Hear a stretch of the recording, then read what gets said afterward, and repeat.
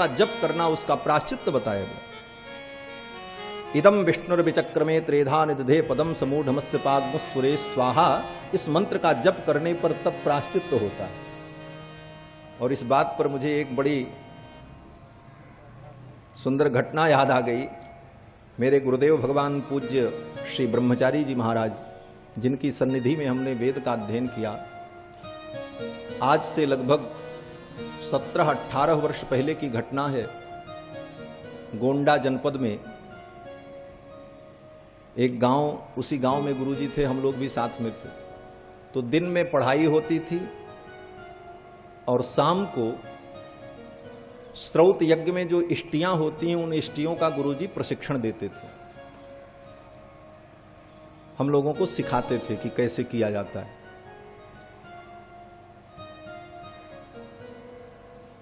दर्श पौर्णमास इष्टि का प्रशिक्षण गुरुजी दे रहे थे। हम लोग विद्यार्थी थे और उस घटना के एक गवाह यहां भी विद्यमान हैं। ये बैठे हुए, ये दयाशंकर जी, आचार्य दयाशंकर जी, ये भी थे, विद्यार्थी थे। उस यज्ञ की प्रक्रिया में, यज्ञ मंडप में बैठने के बाद, संकल्प करने के बाद गुरुजी भी संस्कृत में बोलते, हम लोग भी संस्कृत में ही बोलते थे, सारी बातें होती। जब आहुति देने का समय हुआ तो अग्नि थोड़ी शांत थी, तो गुरुजी ने इनसे कहा धमनम कुरु, माने अग्नि को धमन करो, इसको जलाओ। ये पंखा से हवा कर रहे थे और इतनी जोर से इन्होंने हवा कर दिया कि आग का एक अंगारा निकल करके बाहर चला। अब अविधि हो गई और गुरुजी को क्रोध आ गया। गुरुजी ने इनको पकड़ा और पकड़ करके यज्ञ वेदिका के बाहर ले गए और लकड़ी वहां रखी थी एक, उसी लकड़ी को लेकर के मारना शुरू किया और संस्कृत में डांट रहे। क्रोध में भी उनके मुंह से हिंदी भाषा नहीं निकली, आज भी मुझे याद है। और यही कह रहे थे कि अयम यज्ञशाला अस्ति न तु नाट्यशाला, यम यज्ञशाला अस्ति न तु नाट्यशाला, तुम मूर्खोसी इत्यादि शब्दों को कहते हुए उस डंडे से इनको कम से कम 10 डंडा मारा होगा। ये बैठे हुए, ये हंसने की बात नहीं, सौभाग्य है कि गुरु के हाथ से मार पड़े जिसको। आचार्यों का कोप भी कल्याणकारक होता है। क्रोधोपि देवस्य वरेण तुल्यः, श्रेष्ठ जनों का क्रोध भी वरदान से कम नहीं होता। अगर केवल इसी की चर्चा की जाए तो 2 घंटे की कथा हो जाएगी। हमारे एक गुरुदेव भगवान, जिनसे हमने वेदांत का अध्ययन किया, पंडित आचार्य श्री शिव प्रसाद द्विवेदी जी महाराज, वो अपने विद्यार्थी जीवन की घटना बताते थे कि हमारे परदादा गुरु श्री त्रिदंडी स्वामी जी महाराज उनकी सन्निधि में रहते थे। स्वामी जी उनको गीता याद कराने लगे। गीता के 2-4 श्लोक याद कराए और दूसरे दिन जब सुने तो वो भूल जाएं। जब भूल जाएं तो एक दिन स्वामी जी को क्रोध आ गया और स्वामी जी ने अपना खड़ाऊं उठाया और उसी खड़ाऊं से दिया 2-4 प्रसाद।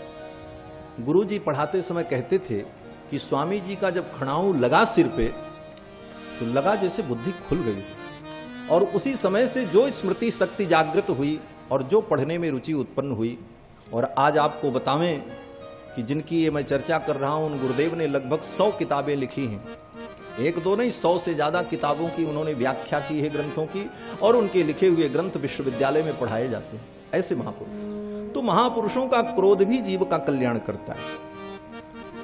तो मैं निवेदन कर रहा था कि यज्ञ में देव भाषा को छोड़ करके मानवी भाषा का प्रयोग नहीं करना चाहिए। व्याहृत्य वैष्णव मंत्रम जपेत। विश्वामित्र जी कहते हैं, राजन, यज्ञ में संकल्प ले लेने के बाद मैं उन्हें शाप नहीं दे सकता, उन असुरों को मैं मार नहीं सकता, और वो हमारे यज्ञ को विकृत कर देते हैं, अशुद्ध कर देते हैं, और मैं आपके पास याचना करने के लिए आया हूं। आप अपने आचार्य और अपने मंत्रियों से परामर्श कर लें और अपने ज्येष्ठ पुत्र श्री राम को मेरे यज्ञ की रक्षा के लिए दे दें। मैं राम की याचना करने आया हूं। और इस याचना में विश्वामित्र जी ने यह भी कहा कि केवल राम को नहीं, छोटे भाई लक्ष्मण के सहित राम को दे दे। अनुज समेत देहु रघुनाथा अनुज समेत देहु रघुनाथा निश्चर पद में होव सनाथा निश्चर पद में होव सनाथा अनुज समेत देहु रघुनाथा अनुज समेत देहु रघुनाथा। राम जी का नाम बाद में लिया, पहले लक्ष्मण जी को ही मांगा, अनुज समेत देहु रघुनाथ। लक्ष्मण का नाम पहले क्यों लिया? कल ही मैंने कथा में सूत्र बता दिया है कि राम जी बिना लक्ष्मण के रह ही नहीं सकते। अगर राम को ले जाना है तो लक्ष्मण को ले जाना पड़ेगा, लक्ष्मण मिल गए तो राम भी मिल जाएंगे। क्यों बोले? नचतेन बिना निद्राम लभते पुरुषोत्तमः मृष्टमन्नमुपानीतम स्नाति नहितम बिना। लक्ष्मण के बिना न भगवान को नींद आती है, न लक्ष्मण के बिना भगवान भोजन करते हैं, न भगवान को सुख शांति का अनुभव होता है। क्यों बोले? लक्ष्मण जी महाराज भगवान के बाहरी प्राण हैं। लक्ष्मणो लक्ष्मी संपन्न बहि प्राणैवापरः। भगवान श्री राम के बाहरी प्राण दूसरे प्राण हैं लक्ष्मण जी। इसलिए विश्वामित्र जी इस रहस्य को जानते हैं। इसलिए विश्वामित्र जी ने कहा कि लक्ष्मण के सहित रघुनाथ जी को दे दो। अनुज समेत देहु रघुनाथा निश्चर बधमय होब सनाथा। इनके द्वारा निशाचरों का वध होगा और मैं सनाथ हो जाऊंगा। एक महात्मा कहते थे कि क्या विश्वामित्र जी आज तक अनाथ थे कि आज सनाथ होने के लिए आए? बोले विश्वामित्र जी अनाथ ही थे। क्यों अनाथ थे? आज राम जी को पाकर के सनाथ होंगे? बोले अनाथ भी दो प्रकार के होते हैं। एक अनाथ तो वो होते हैं जो दीनहीन हैं, जिनका दुनिया में कोई नहीं है, न धन है न संपत्ति है, दुर्बल हैं, रोगग्रस्त हैं, उनका कोई संसार में नहीं है, ऐसे प्राणी अनाथ हैं। और एक दूसरे भी अनाथ होते हैं। बोले वो अनाथ कौन? बोले जिनके पास धन वैभव सुख समृद्धि सब कुछ है और अपने धन वैभव सुख समृद्धि के अहंकार में वो किसी को अपना नाथ मानने को तैयार नहीं है। जिन्होंने किसी को अपने से बड़ा माना ही नहीं, हम ही सबसे बड़े, ऐसे लोग भी अनाथ हैं। क्यों? बोले वो किसी को नाथ मानते ही नहीं। न विश्वनाथ को माने, न रघुनाथ को माने, न जगन्नाथ को माने, उनका कोई नाथ ही नहीं। ऐसे लोग भी अनाथ ही होते हैं। उनके बड़े बड़े मकान, उनकी बड़ी बड़ी अट्टालिकाएं भी अनाथालय ही है, समझो। उसमें रहने वाले सब अनाथ हैं। क्यों? बोले किसी को नाथ बनाया ही नहीं। न उनके रघुनाथ हैं, न उनके जगन्नाथ हैं, न उनके विश्वनाथ हैं, तो वो तो अनाथ हैं। और ऐसे ही अनाथ मानो विश्वामित्र जी थे। क्यों? बोले विश्वामित्र जी ने अपने तपोबल के अहंकार में अपने सामने कभी किसी को कुछ समझा ही नहीं। विश्वामित्र जी दूसरी सृष्टि करने को तैयार हो। विश्वामित्र जी ने कहा ब्रह्मा की सृष्टि अलग रहेगी, हमारी सृष्टि अलग रहेगी। अन्यम इंद्रम करिष्यामि, मैं दूसरा इंद्र बनाऊंगा, मैं दूसरा ब्रह्मा बनाऊंगा, मैं सारी सृष्टि कर डालूंगा। ऐसा अभिमान किसी को जीवन में नाथ माना नहीं। लेकिन आज रघुनाथ को नाथ बनाने आए हैं। इसीलिए विश्वामित्र जी कहते हैं अनुज समेत देहु रघुनाथ, अनुज समेत देहु रघुनाथ, निश्चर बद में होव सनाथा, निश्चर बद में होव सनाथा, अनुज समेत देहु रघुनाथ,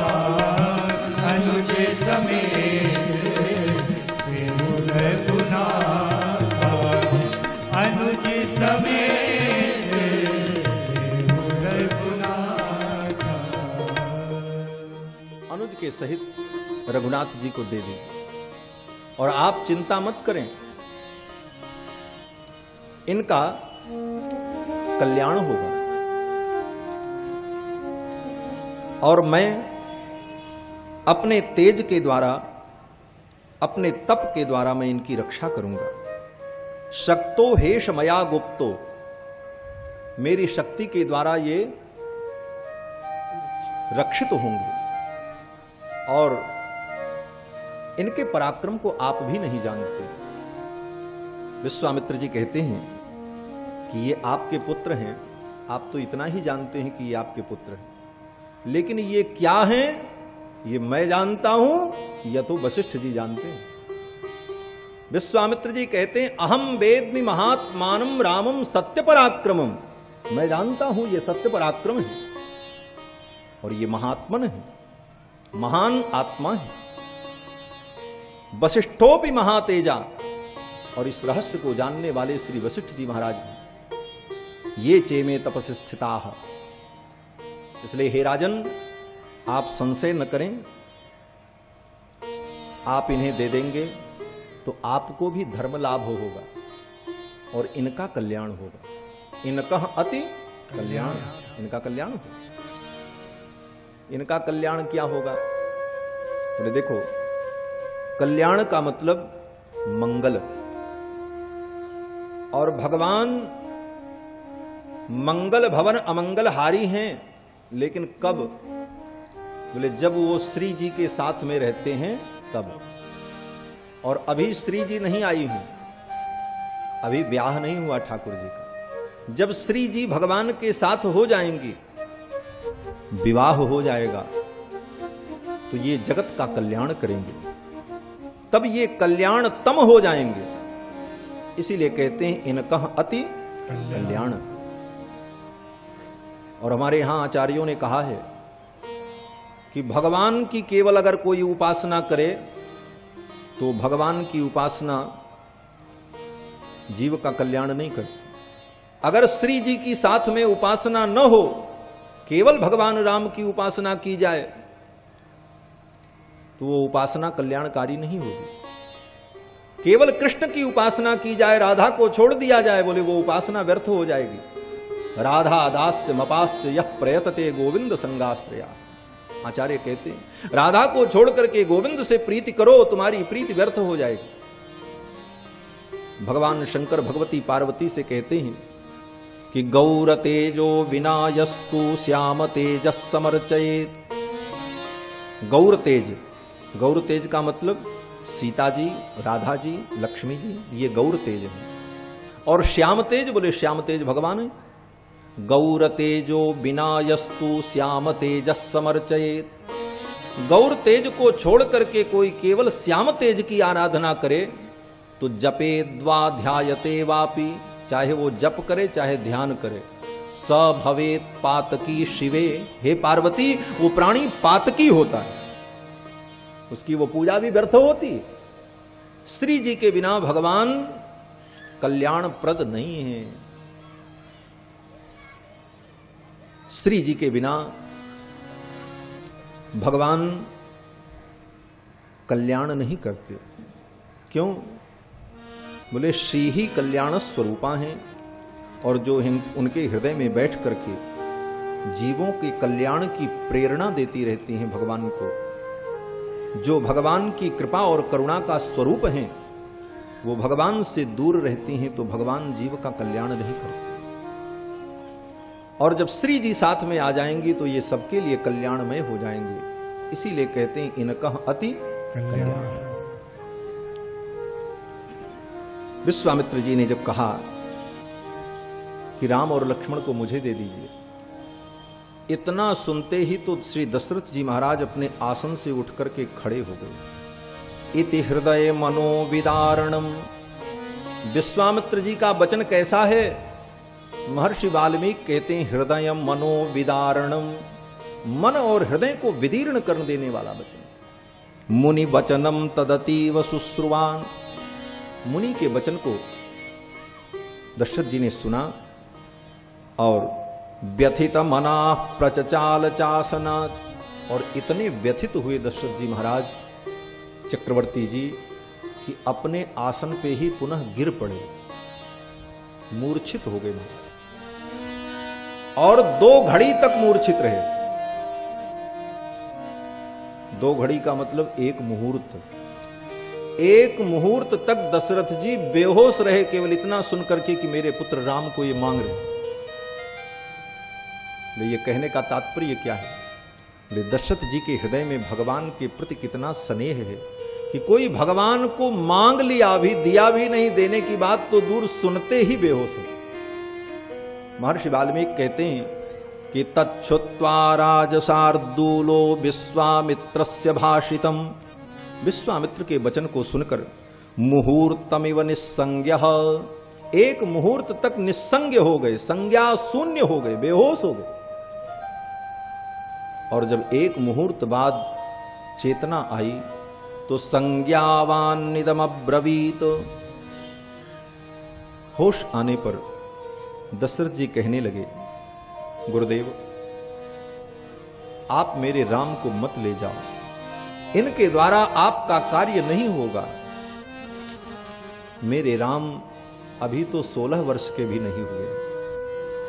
कितनी अवस्था है? बोले 19 वर्षों में रामो राजीवलोचन, मेरे राम अभी तो 16 वर्ष के भी नहीं हुए, 19 वर्ष हैं। ऊन का मतलब न्यून, ऊन का मतलब न्यून, जहां ऊन लग जाए तो समझो कम। तो 20 से ऊन हो तो क्या कहते हैं उसको? बोले 19। 19 माने 19, 20 से कम, 49, 59, तो उनका मतलब कम। तो 19 वर्षों में, अभी 16 वर्ष से कम है मेरे राम, 16 वर्ष की भी अवस्था नहीं हुई। और रामो राजीवलोचन, मेरे राम राजीव लोचन है। राजीव लोचन का मतलब मेरे राम के नेत्र कमल के समान है।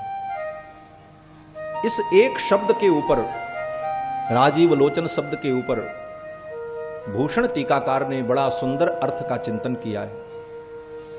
वाल्मीकि रामायण के सर्वश्रेष्ठ टीकाकार विद्वान श्री गोविंद राज स्वामी जी महाराज हैं,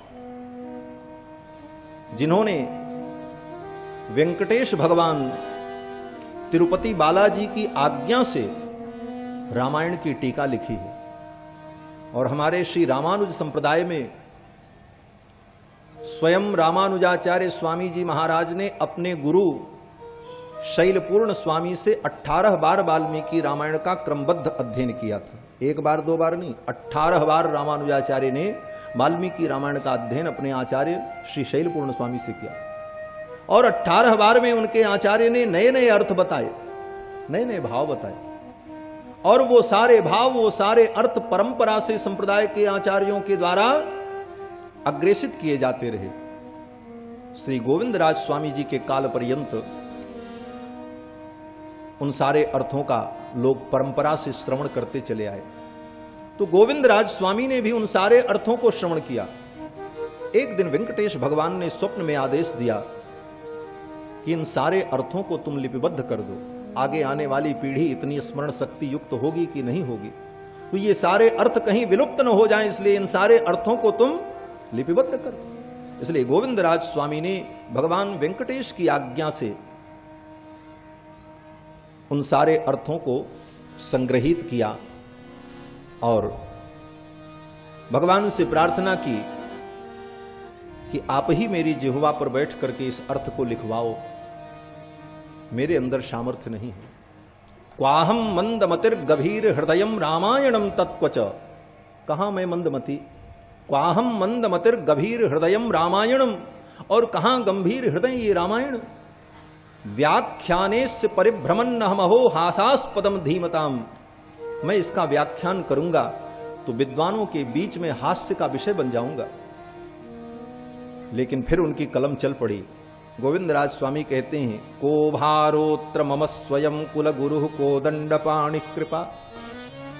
गोविंदराज स्वामी कहते हैं, मुझे कोई चिंता नहीं, कोदंड पाणि भगवान जब मेरे गुरु हैं, आचार्य हैं, इनकी कृपा से यह कार्य संभव होगा। को भारोत्र मम स्वयं कुल गुरु कोदंड पाणि कृपा कुपारो रचयत्यद सपदि मज्जिह्वाग्र सिंहासन। हमारी जिह्वा रूपी सिंहासन पर बैठ करके रघुनाथ जी ये कार्य स्वयं करेंगे, मैं तो केवल निमित्त बनूंगा। और श्री गोविंद राज स्वामी ने वाल्मीकि रामायण की बड़ी विलक्षण टीका लिखी है। उस टीका में गोविंद राज स्वामी कहते हैं कि दशरथ जी ने जो ये कहा रामो राजीव लोचन, राजीव लोचन कहने का भाव क्या है? कहते हैं कि राजीव कमल को कहते हैं, और कमल की विशेषता क्या होती है? बोले कमल सूर्योदय होने पर खिलता है और सूर्यास्त होने पर बंद हो जाता है। एक ही कमल कई दिन तक खिलता और बंद होता है, ऐसा प्रकृति का नियम है। दशरथ जी कहते हैं मेरे राम राजीव लोचन हैं, रामो राजीव लोचन।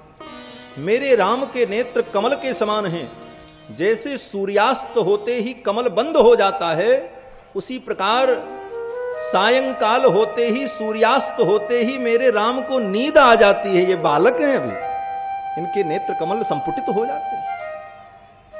और निशाचर तो रात में ही आते हैं।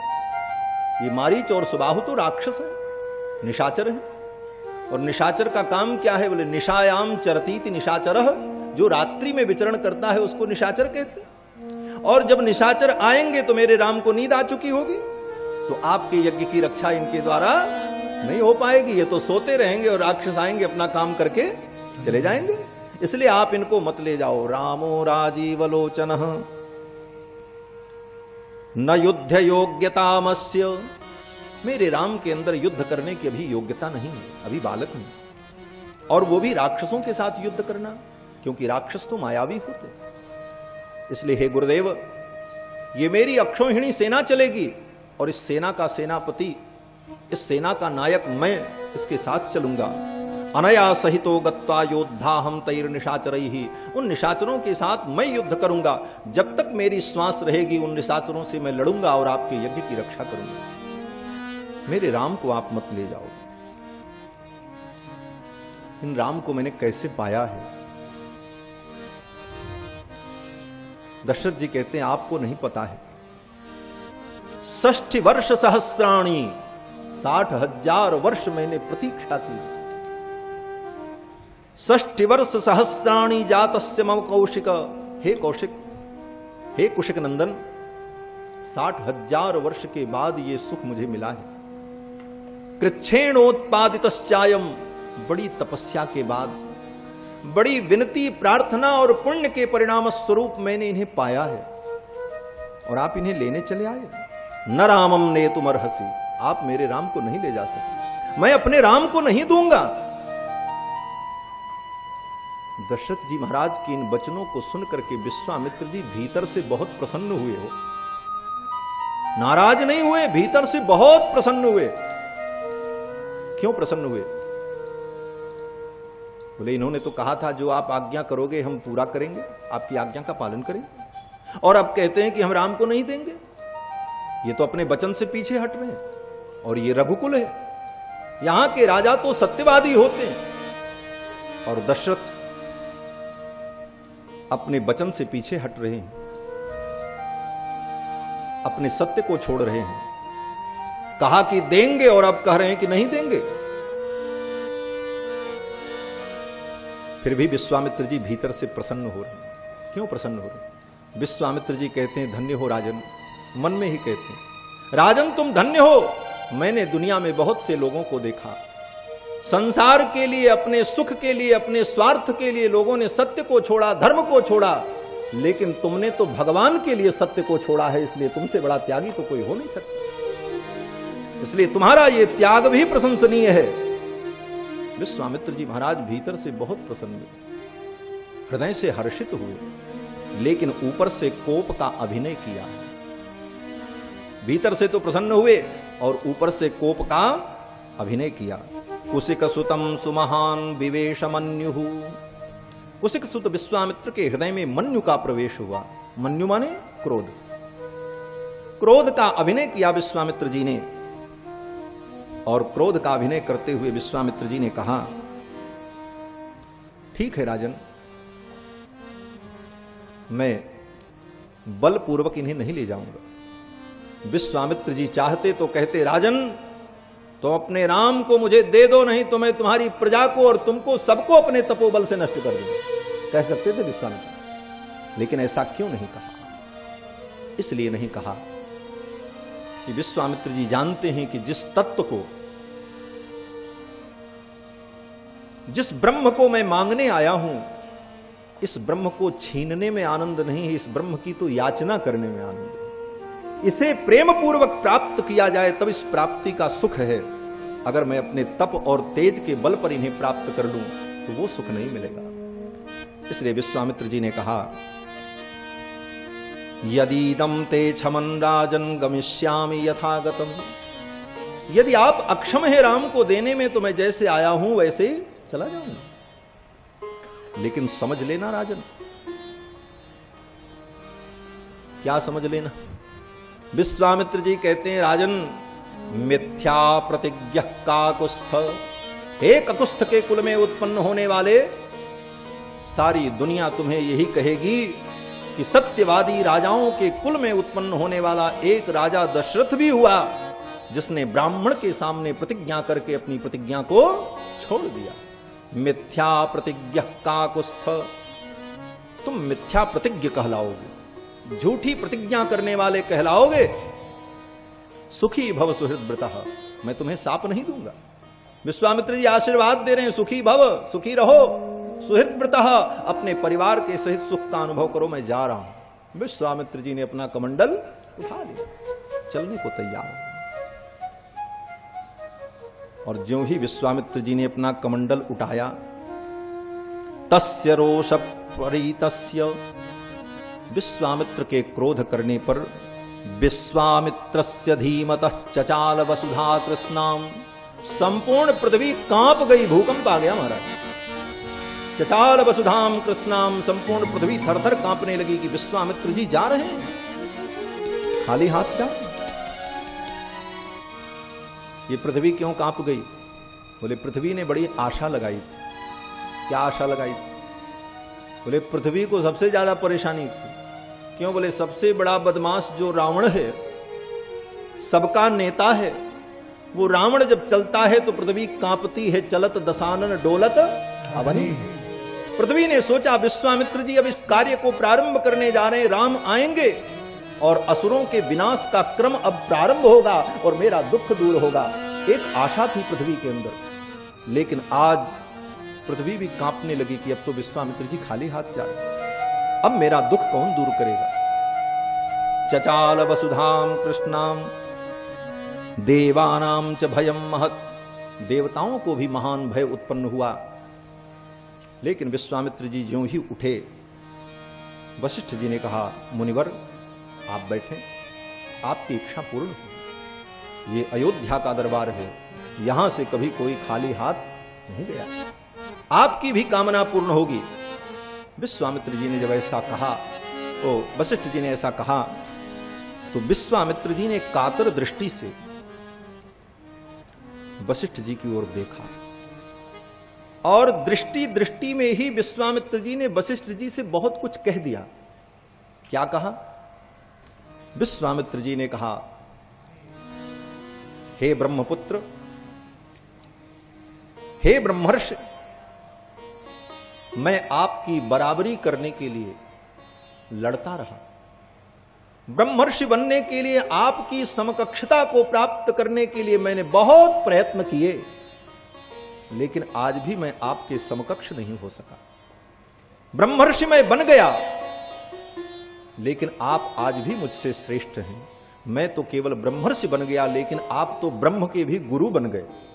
आप तो ब्रह्म के गुरु को पद को प्राप्त कर चुके। ब्रह्म परमात्मा आपका शिष्य बन गया। ये सौभाग्य आपको मिला, ये सौभाग्य मुझे नहीं मिला। आज भी आप मुझसे श्रेष्ठ हैं और ये सुख मैं भी चाहता हूं, लेकिन ये सुख अब आपकी कृपा से ही मुझे प्राप्त हो। विश्वामित्र जी कहते हैं, हे मुनिवर, हे ब्रह्मपुत्र, हे वशिष्ठ, कोई भी अच्छी वस्तु का अकेले उपभोग नहीं करना चाहिए। एक स्वादु न भुंजीत, स्वादिष्ट पदार्थ का अकेले उपभोग नहीं करना चाहिए। और ब्रह्म से ज्यादा स्वादिष्ट पदार्थ और क्या हो सकता है, जो आनंद का सिंधु है। और ऐसे ब्रह्म का आप अकेले आस्वादन करो, ये ठीक नहीं। हमें भी इस रस का आस्वादन कराओ। और ये विश्वामित्र आपके सामने याचना कर रहा है, मेरी झोली में राम को डाल दो। विश्वामित्र जी ने जब कातर दृष्टि से वशिष्ठ जी की ओर देखा तो वशिष्ठ जी खड़े हो गए और वशिष्ठ जी ने कहा, राजन,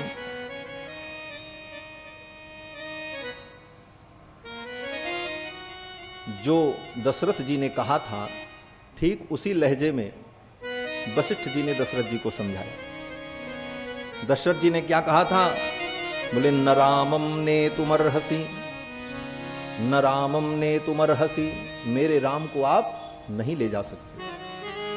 तो वशिष्ठ जी ने क्या कहा, बोले, हे राजन, न धर्मम हा तुमर्हसी, राजन तुम धर्म को मत छोड़ो। दशरथ जी ने कहा, मैं राम को छोड़ दूं? वशिष्ठ जी ने कहा, हाँ राजन, धर्म को मत छोड़ो, राम को छोड़ दो। सत्य रूपी धर्म अगर तुम्हारा चला जाएगा तो सत्य स्वरूप परमात्मा भी तुम्हारे पास नहीं रहेंगे। तो बोले, धर्म जहां होता है भगवान वहीं होते हैं, और सत्य से बढ़ करके कोई धर्म नहीं है। और सत्य को भी धारण करने वाले ये हैं। श्रीमद् भागवत में क्या कहते हैं, सत्यव्रतम सत्य परम त्रिसत्यम सत्यस्य योनिम निहितम च सत्ये सत्यस्य सत्यमृत सत्य नेत्रम सत्यात्मकम त्वाम शरणम प्रपन्नाः। सत्य धर्म है और असत्य से बढ़ करके कोई पाप नहीं है, नहीं असत्य सम पातक पुंजा। और अगर धर्म नहीं रहेगा तो ये राम भी नहीं रहेंगे, क्योंकि राम ही साक्षात धर्म है। रामो विग्रहवान धर्म, ये धर्म की मूर्ति है। इसलिए दशरथ, हे राजन, राम को दे दो, धर्म को पकड़ रखो। धर्म रहेगा तो राम भी रहेंगे, और धर्म नहीं रहेगा तो ये राम भी नहीं रहेंगे। इसीलिए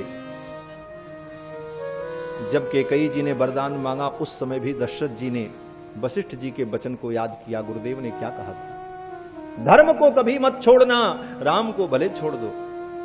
अगर धर्म रहेगा तो राम तुम्हारे पास रहेंगे, हर क्षण तुम्हारे पास रहेंगे।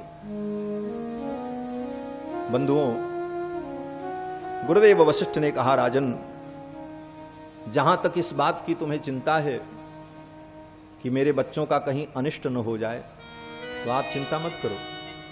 उन राक्षसों को मारने में तो विश्वामित्र जी स्वयं समर्थ हैं। तेसाम निग्रहणे सक्त स्वयं च कुशिकात्मजः, कुशिक नंदन विश्वामित्र उन असुरों का निग्रह करने में स्वयं समर्थ हैं। तो दशरथ जी ने कहा, फिर हमारे दरवाजे पर मांगने क्यों आए? तो वशिष्ठ जी कहते हैं कि तव पुत्र हितार्थाय, तुम्हारे पुत्रों का हित करने के लिए। तव पुत्र हितार्थाय, क्या हित करेंगे? तो वशिष्ठ जी ने कहा, जिस बात की चिंता कर रहे थे उसी चिंता का हरण करने के लिए आए, यही हित करेंगे। तव पुत्र हितार्थाय त्वामुपेत्याभियाचते, आपका हित करने के लिए आपके दरवाजे पर चलकर आकर के आपसे याचना कर रहे हैं। ऐसा हितैषी दुनिया में कोई होगा कि हमारा हित करने के लिए हमारे दरवाजे पर आवे और छोटा बन करके हमारे सामने याचना करे और हमारा हित करे? ऐसा हितैषी कहीं मिलेगा? इसलिए हे राजन, दे दो। तव पुत्र हितार्थाय त्वामुपेत्याभियाचते।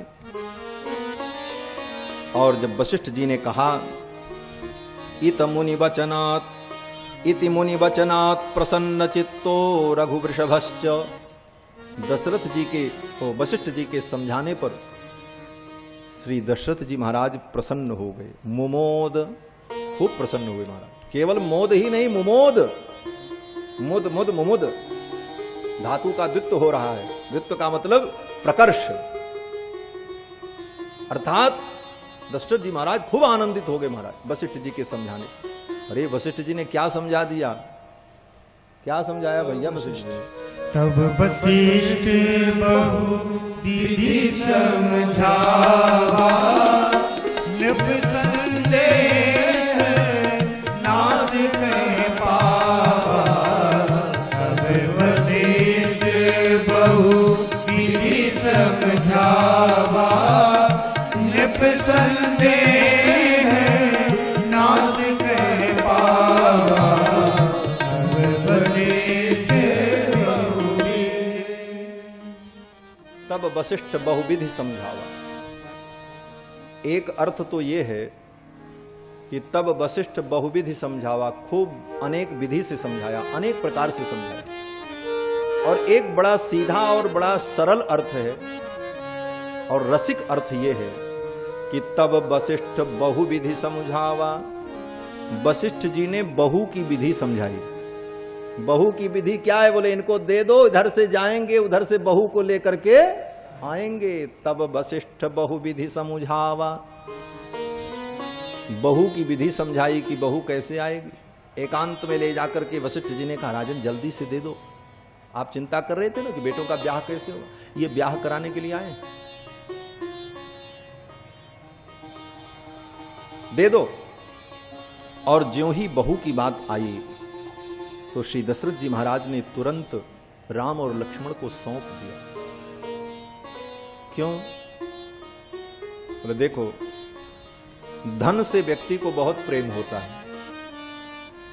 व्यक्ति अपना धन किसी को देना नहीं चाहता, लेकिन अगर उसे ये लालच दे दिया जाए कि अगर आप 1000 रुपए दोगे तो 10 रुपया सैकड़ा ब्याज दिया जाएगा इसके ऊपर, तो ब्याज की लालच में व्यक्ति अपना मूलधन दे देता कि नहीं? ब्याज के लालच में व्यक्ति अपना मूलधन दे देता है। और मूलधन कौन है? बोले मूलधन तो भगवान है। मीरा जी कहती है, पायो जी मैंने राम रतन धन पायो। पायो जी मैंने राम रतन धन पायो। पायो जी मैंने राम रतन धन पायो। वस्तु अमूल्य दी मेरे सद्गुरु। वस्तु अमूल्य दी मेरे सद्गुरु। कर कृपा अपनायो। पायो जी मैंने राम रतन धन पायो। पायो जी मैंने राम रतन धन पायो। जन्म जन्म की पूजी पाई। जन्म जन्म की पूजी पाई। दिन दिन बढ़त समायो। पायो जी मेरे राम रतन धन पायो। पायो जी मेरे राम रतन धन पायो। पायो जी मेरे राम रतन धन पायो। जन्म जन्म की पूंजी पाई। भगवान ही वो पूंजी है, वो धन है। और पूंजी, अगर पूंजी में ब्याज न लगे तो पूंजी जितनी होती है उतनी ही रहती है, बढ़ती नहीं है। भगवान ब्रह्म है, परमात्मा, और ये मूल धन है। और मूल धन में जब ब्याज लग जाए, ब्याज क्या है? बोले भक्ति। और सीता जी भक्ति स्वरूपा है। भगवान मिल जाएं, लेकिन भगवान की भक्ति अगर नहीं मिली तो बोले भगवान जैसे के तैसे ही रहेंगे, वो आनंद बढ़ेगा नहीं। इसलिए भक्ति का ब्याज प्राप्त करने के लिए ब्रह्म रूपी अपने मूल धन को दशरथ जी महाराज ने विश्वामित्र जी को दे दिया। विश्वामित्र महानिधि पाई। और देते समय दशरथ जी ने क्या कहा? मेरे प्राणनाथ सुत दो। ये मेरे दोनों पुत्र मेरे प्राण हैं, लेकिन आज मैं इन्हें सौंप रहा हूं। हे मुनिवर, तुम मुनि पिता आन नहीं, अब आज से आप इनके पिता हो। अब पिता का दायित्व तो आपको निर्वाह करना है। सौंप दिया। दशरथ जी ने सौंप दिया। विश्वामित्र जी ने कहा चलो राम। राम जी ने कहा मां को प्रणाम करके आते। माताओं को प्रणाम करने गए। जननी भवन गए प्रभु चले नाई पदशीष। मां के भवन में जाकर माताओं को प्रणाम किया दोनों भाइयों ने। और जब माताओं को प्रणाम किया तो माताओं ने कहा बेटा जाओ, जल्दी जाओ। अरे जल्दी जाओ, बाद में प्रणाम कर लेना, मानसिक प्रणाम करो, जाओ जल्दी। अरे पिताजी ने तो देने में इतनी देर लगाई, इतनी बहस की, हम नहीं देंगे, प्राण दे देंगे, धन दे देंगे, राज्य दे देंगे, लेकिन राम को नहीं देंगे। और पिता से कहीं ज्यादा प्रेम मां के हृदय में होता, लेकिन मां कौशल्या ने, केकई ने, सुमित्रा ने एक बार भी नहीं रोका, कहा राम जाओ। गोस्वामी जी पंक्ति लिखते हैं कि जननी भवन गए प्रभु और चले नाई पदशीष। प्रणाम किया, चाल पड़े, रुके नहीं। क्यों? बोले माताओं को पहले से ही पता है। क्या पता है? बोले विश्वामित्र जी आएंगे और छोरों को लेकर के जाएंगे तो ब्याह करा करके बहू के साथ लेकर के आएंगे। ये माताओं को कैसे पता चल गया? कैसे पता चला? वो कल ज्योतिषी जी आए थे ना कथा में, भगवान शंकर आए थे ज्योतिषी बन करके, और उन्होंने राम जी का हाथ देख करके क्या कहा था? अवध आजु आगमी एक आयो करतल निरखि कहत सब गुण गण बहुतन परिचो पायो। जन्म प्रसंग कहो कौशिक मिस सीय स्वयंवर गायो। बोले बाबा ज्योतिषी बनकर के आए थे और रघुनाथ जी के हाथ को देख करके कहा था विश्वामित्र जी आएंगे और इनको लेकर के जाएंगे और फिर इनका जनकपुर में ब्याह होगा। ये माताओं को पहले ही से मालूम था। विश्वामित्र जी महल में आए, दरबार में विश्वामित्र जी का स्वागत चल रहा है, दशरथ जी से वार्ता चल रही है और माताएं गीत गाना शुरू कर दी। ब्याह के गीत होने लगे। माताओं ने कहा डिस्टर्ब मत करो, जल्दी जाओ, हम तो गीत गाएंगे, और विदा कर दिया राम लक्ष्मण को। जननी भवन गए प्रभु चले नाई पद शीश। विश्वामित्र जी भगवान को लेकर के चल पड़े। अयोध्या के उत्तर तट से सरयू के किनारे किनारे विश्वामित्र जी भगवान श्री राम और कुमार लक्ष्मण को लेकर के पैदल यात्रा करते हुए बक्सर की ओर चल पड़े। और 6 कोस की यात्रा पहले दिन की। जिस दिन चले 6 कोस गए, 18 किलोमीटर। और 6 कोस की यात्रा करने पर अध्यर्धयोजनम गत्वा सरज्वा दक्षिणे तटे। सरजू जी के दक्षिण तट पर और अयोध्या के उत्तर तट पर, क्योंकि अयोध्या के उत्तर सरयू बहती। 6 कोस की यात्रा संपन्न हुई तो विश्वामित्र जी ने विचार किया। सायंकाल की वेला भी हो गई थी। विश्वामित्र जी ने सोचा परमात्मा तो मुझे मिल गए, लेकिन अभी परमात्मा से हमारा कोई संबंध नहीं जुड़ा है। मिल गए लेकिन संबंध नहीं जुड़ा, इनको मैं अपना क्या बनाऊं? ये विश्वामित्र जी सोचने लगे। देखो, बिना संबंध के प्रेम स्थिर नहीं होता। प्रेम क्या है? बोले एक प्रेम भावना की एक अविरल धारा है, और धारा के किनारे अगर 2 तटबंध न हो तो धारा बिखर जाएगी। पानी को कहीं आप ले जाना चाहते हैं अपने गंतव्य तक, तो दोनों तरफ से उसके मेड़ बनानी पड़ेगी, दीवार उठानी पड़ेगी, बांध बनाना पड़ेगा, तब वो धारा जाएगी जहां आप ले जाना चाहते। लेकिन अगर तटबंध नहीं बनाया तो कुछ पानी इधर गया, कुछ पानी इधर गया, कुछ इधर गया, वो प्रेम की धारा बिखर जाए। और ये तटबंध ही संबंध है। बंध का मतलब बांध, बांध को ही बंध कहते हैं। और सम्यक रूप से बांध दिया जाए, यही है संबंध। कहते हैं ना संबंध। जब तक संबंध नहीं होगा तब तक प्रेम स्थिर नहीं होगा। तो भगवान से हमारी प्रीति हो, भगवान के चरणों में हमारी प्रीति है, लेकिन अगर भगवान से हमने किसी संबंध का अनुभव नहीं किया तो वो प्रीति स्थिर नहीं होगी। लेकिन दुर्भाग्य जीव का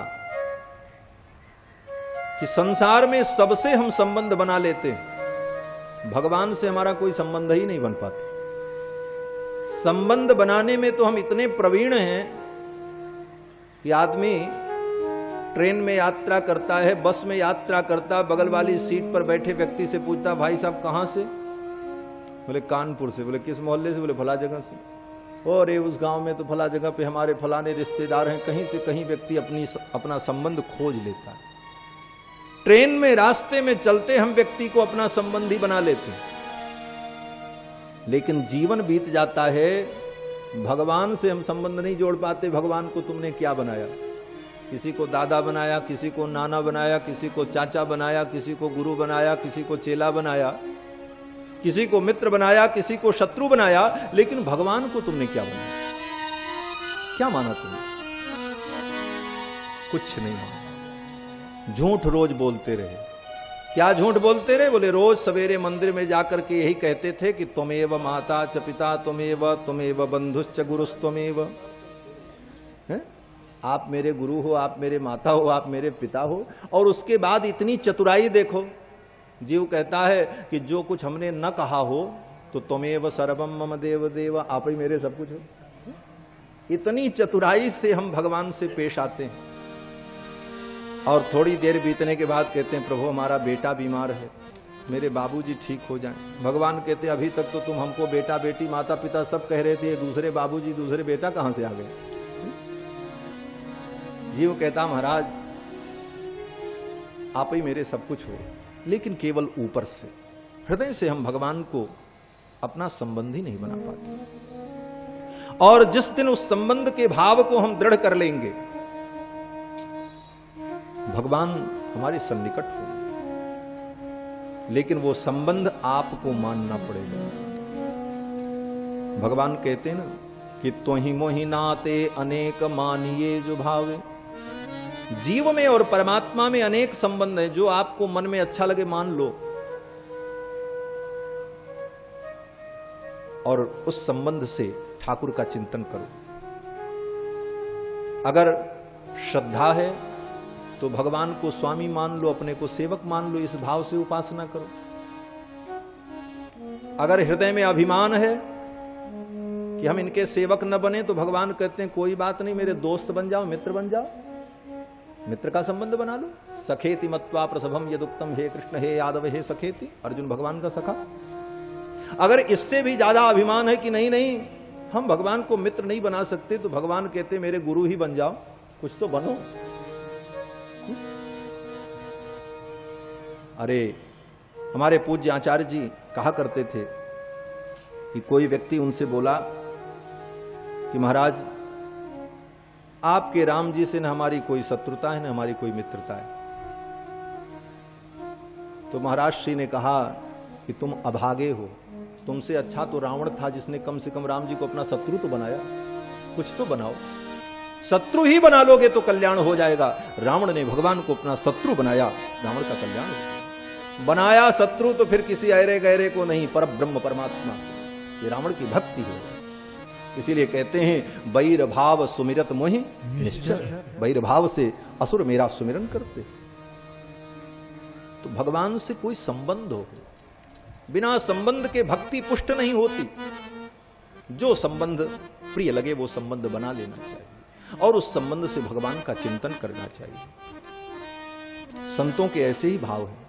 हमारे बक्सर के पूज्य मामा जी, देखो उनको हम लोग संत लोग प्रेम से मामा जी कहते। पूज्य मामा जी अनंत श्री विभूषित साकेतवासी भक्तमाली जी श्री नारायण दास जी महाराज, भगवान के परम भक्त, परम रसिक संत।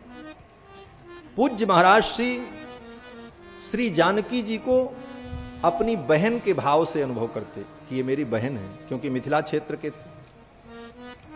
किशोरी जी मेरी बहन है और राम जी मेरे बहनोई हैं।